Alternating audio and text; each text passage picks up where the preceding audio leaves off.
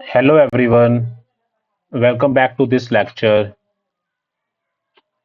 In this lecture, I will discuss about object-oriented programming, that is OOP. So I will discuss about what is OOPS and how it is different from the uh, procedural programming and why should we learn the OOPS? Why not we should stick to the procedural programming? Procedural programming are those programming which we have discussed earlier before introducing the OOPS concept.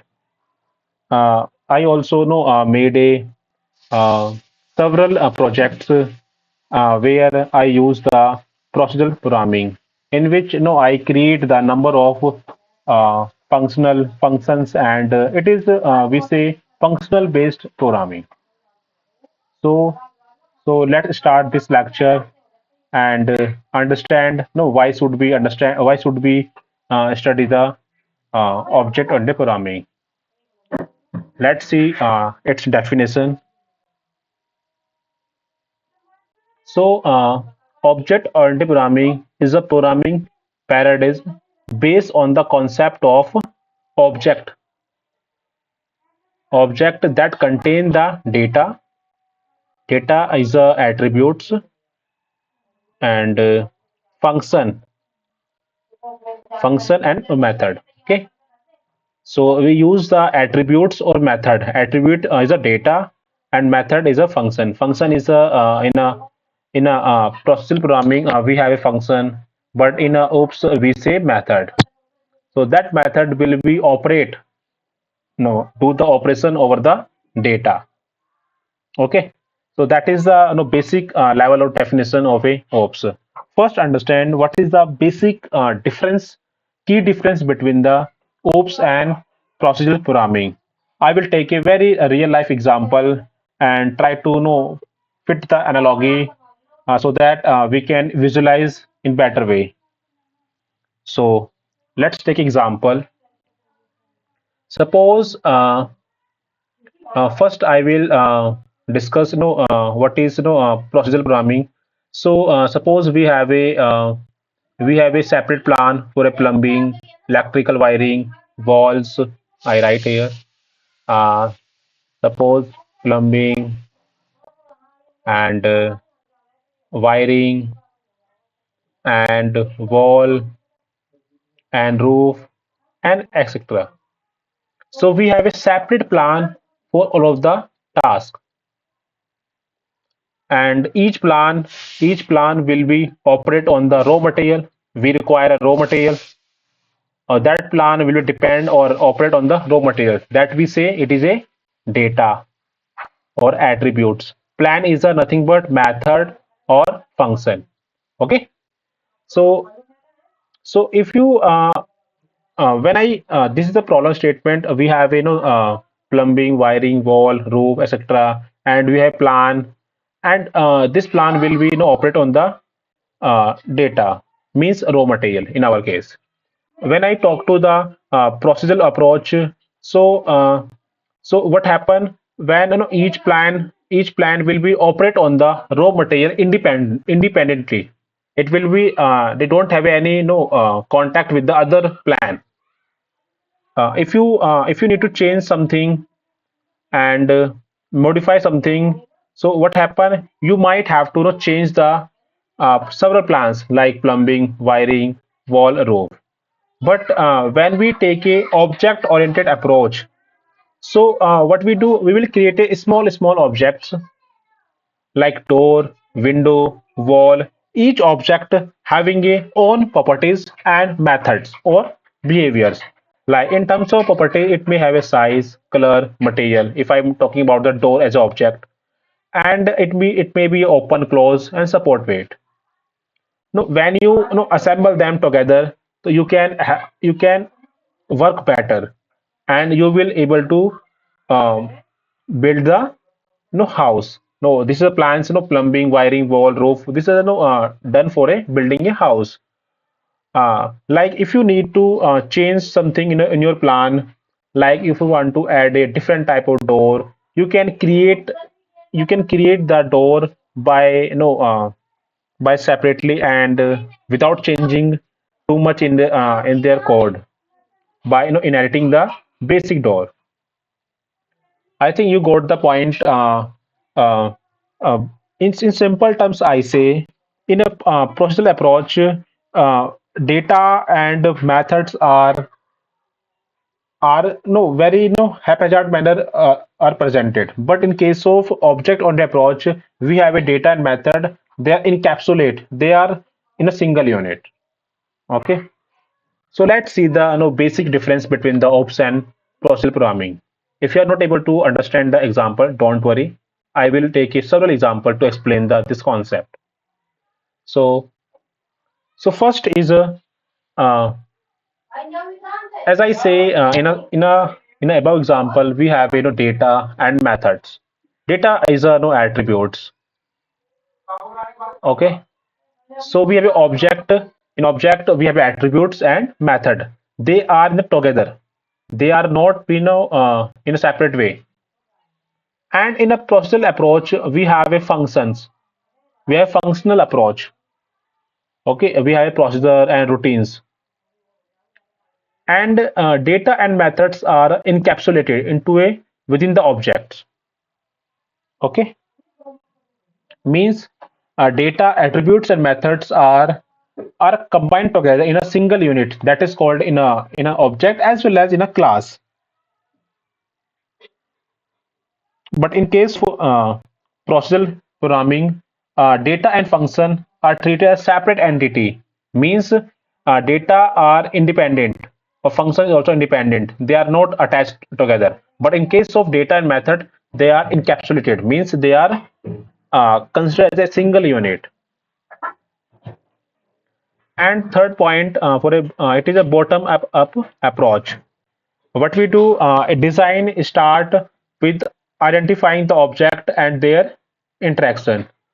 Means we have a first we design the how we will move forward from bottom to top by defining their object attributes as well as their behavior or methods.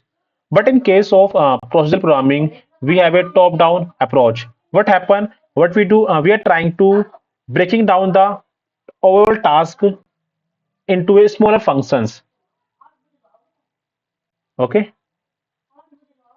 And fourth point is data is closely associated with the methods. Means data has some relation with the methods. The method that operate on the data, that is called encapsulation. I say we have attributes, we have a methods.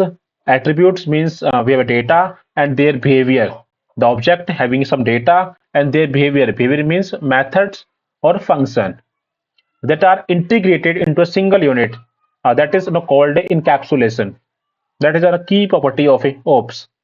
But in case of procedural programming, data is often a global and passed explicitly between functions.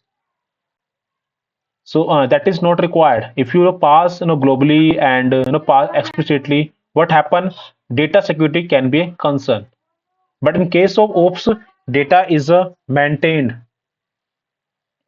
in a good manner. No, by through encapsulation, because data is directly or indirectly related with the methods in a single unit. But in case of procedural programming, data is passed as global or passed explicitly. Okay, next one. And we can achieve the reusability through a inheritance and composition. Inheritance, you can understand like as a child, we inherit the some properties from a parents, like speaking habits, some basic property we need to know parents. Like that, same analogy is applied here in OPS concept. We have a super class, means parent class. We inherit the some basic properties in a child class. But in case of procedural programming, that reusability achieved through the function calling and code duplication. We cannot use the concept of inheritance, but in case of ops, we can use it. That is a very important concept we will use in a upcoming lecture. And when we talk to the ops, flexibility is high because due to polymorphism and inheritance, or it is easier to extend and modify it. We can make it to the scalable and modify easily without changing it too much in the code. But when we talk to the process programming, flexibility is lower. Change in data structure often require the modification in the many function. It means if you have a if you want to change something in a large application, but if you have done a coding in a procedural programming approach, you have used this approach.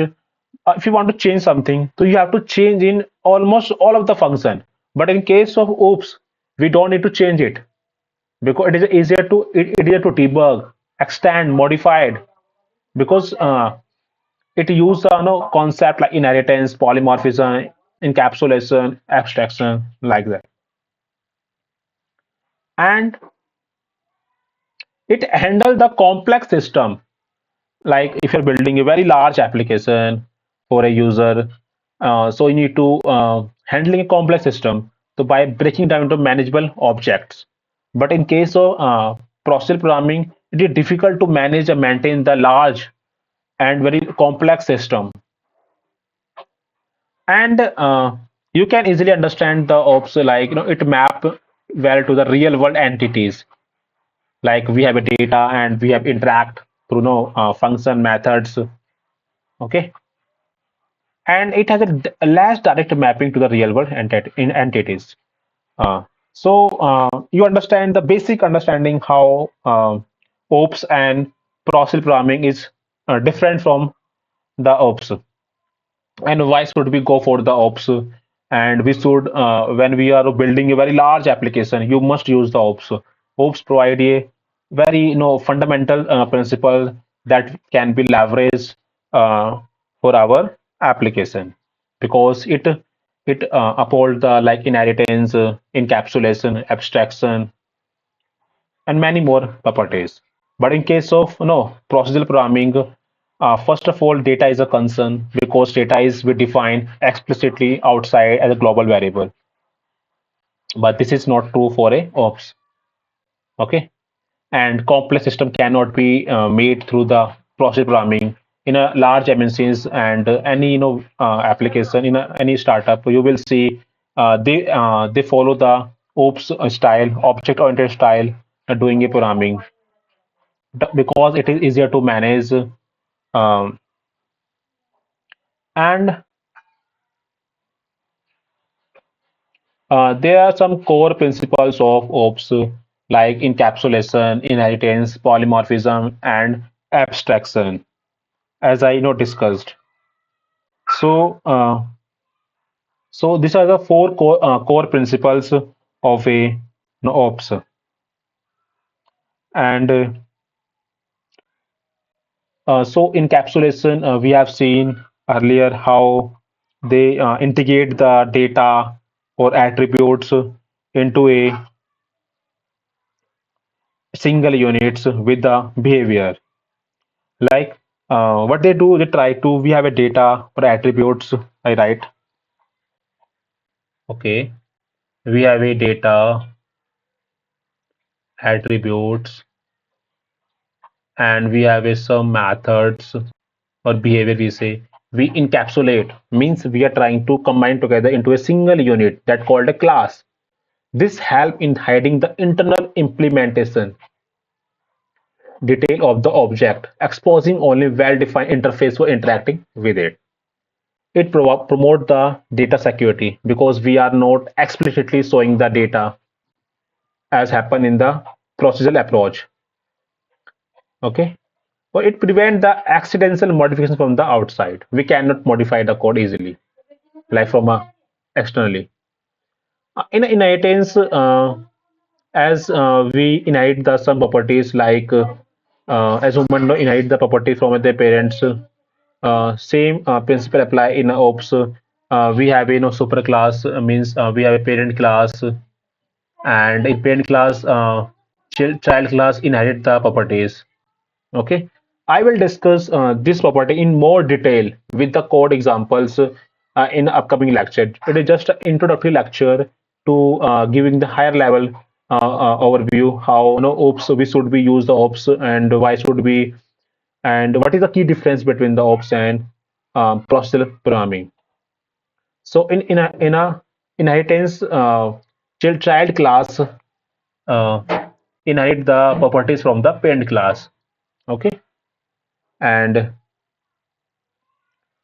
in a polymorphism, a third and very major property of a ops, what they do, the there is no ability of object of a different class to respond to the same method call in their own specific way. It means it will allow you more flexible and generic code. What they do, I will try to write the some types. Within a type, I will try to explain in better way. There are two types of polymorphism. Don't worry, I will explain in more detail in upcoming lecture. If you are not able to comprehend this lecture, static. It is just a higher level overview. This is a runtime polymorphism. Yeah, a between dynamic.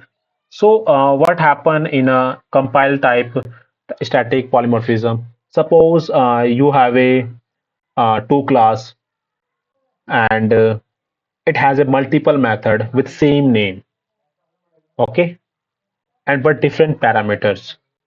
So it what they do, uh, it will happen a overloading, which is called a method overloading or operator overloading. Operator overloading, method overloading. In a dynamic, we have a method overriding. Okay, I will discuss in upcoming lecture in more detail. Overriding, and so last one is a why should we study the ops? Why not process programming? What is the disadvantage of the process programming, and what are the advantage of the ops? So let's discuss one by one in more detail. First one is ops enhance the code organization and modularity. Code organization and modularity. Modularity means you can easily break down the complex problem into a smaller task, and you can use the ops to write their classes. Okay, ops increase the breaking down the complex problem into smaller manageable objects. Each object has their own data and behavior, making the code more organized, easier to understand, less prone to errors. That is the advantage of the ops, but this is absent in the procedural programming. In a procedural programming, if you change in any function, what happen? It will change to the all of the function. It will change the behavior of the all the function. But in case of ops, if you change the one object, it does not mean it change the all of the object. Okay, and it enhance the code reusability because inheritance allow the inherit the some basic property from the parent class means superclass. That's why we can use the reuse the code. We don't need to write the same code again for our application. If you have written a generic code, you can use this code in multiple time in different applications. It increases the flexibility and maintainability. Like polymorphism allow you to write a code that can work with the object of different class in a uniform ways. And you can easily compare with the better real world modeling. Like you can compare with the real world like entities, like every entity has some attributes. Every entity has some attributes and their behavior and interaction, we can say. Attributes in ops we say data, or and in a behavior and we say methods. We change it interchangeably. So we can compare and set the analogy with the real world entities. and improve the collaboration. Suppose you are building a very large application, so you are team leader and you are managing the team of developer, and every developer is doing some small task. So when you write a code in ops, it become easier to manage the code easily, and you can easily integrate them. And the ops allow you to easier to debug, but that is not present for procedural programming. It is difficult to debug. If you are having some error in your application, you can easy to debug. Okay, so in this lecture, I cover about what is ops and how it is different from the procedural programming. What is the key difference between them, and what are the core principles of the ops, like encapsulation, inheritance, and polymorphism and abstraction. And we understand what are the advantage of the ops, like improve the code organization, modularity, enhance code reusability. These are the advantage of ops. When you write a code in ops, I will write also in upcoming lecture, and that will help you to you will able to appreciate the what is the functionality ops have that are absent in the in a procedural programmings. And so let's take a very simple example. Like think of real world object. As I mentioned, we can easily integrate, easily map with the real world entities. So suppose we have a car and it has some attributes. Car is a real world object, so it must have some attributes like color, model, speed. So I write here. Okay, I choose a pen. Yeah, I have. We have a real world object like car. So it has some attributes. It means it some have a properties like it have color. Yeah, it has some model, and there's some speed. Similarly, it has some behavior, means some methods that work on the attributes or data. Like behaviors may be a start, car may start, accelerate, you know, when you're increasing the speed, and you have to stop to use the brake.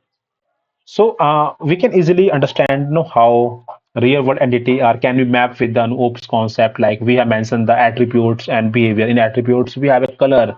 Every real world object some have color, model, speed. When you're talking a car must have some behavior like it will start, accelerate, and brake. So this is a very simple example to convey the OPS concept and how to integrate, how to map with the real world entities. If you take any object, real world object, you can map, you can visualize the OPS concept, that is no attributes and their behavior. Behavior nothing but methods. In OPS, we use some structure keywords like behaviors. We say in OPS methods. Okay, attributes we say attributes. In real world, we use the properties. Okay, every object have properties.